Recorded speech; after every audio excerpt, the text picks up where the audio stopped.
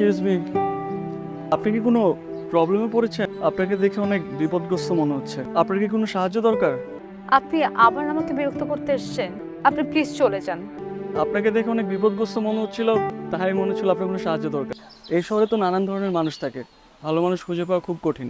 ঠিক আছে, আপনি সাবধানে থাকবেন। শুনেন, আমার আপনার সাহায্যের খুব প্রয়োজন। আপনি কোথায় যাবেন? জানি না, জানি না মানে? আমি আসলে বাসা থেকে পালিয়ে এসেছি। ও, বাসা থেকে পালিয়েছেন? কি লাভ রিলেটেড কোনো ঝামেলা? না না, ওরকম কিছুই না। তাহলে ফ্যামিলি একটু কনজারভেটিভ মাইন্ডেড। আমার বিয়ে ঠিক করেছে অন্য একটা জায়গায়, আমার অমতে। সেই জন্যই আমি পালিয়ে এসেছি। বুঝতে পেরেছি। তাহলে আপনাকে কিভাবে সাহায্য করতে পারি? আপনি কি থাকার ব্যবস্থা করে দিতে পারেন? হুট করে আপনাকে কোথায় থাকার ব্যবস্থা করে দিব? এমন যদি হতো আপনি কোনো বিপদে পড়েছেন, আপনাকে এক দুদিন হোটেলে রুমের ব্যবস্থা করে দিতাম, কিন্তু আপনার প্রবলেমটা তো খুবই জটিল। একটা মায়াও কাজ। আচ্ছা, বাসায় নিয়ে যাব? আপাতত সেটাই বলি, বাকিটা পরে দেখা যাবে। আপনি চাইলে আমার সাথে আমার বাসায় যেতে পারেন। আমার বাসায় 2টা বেডরুম আছে।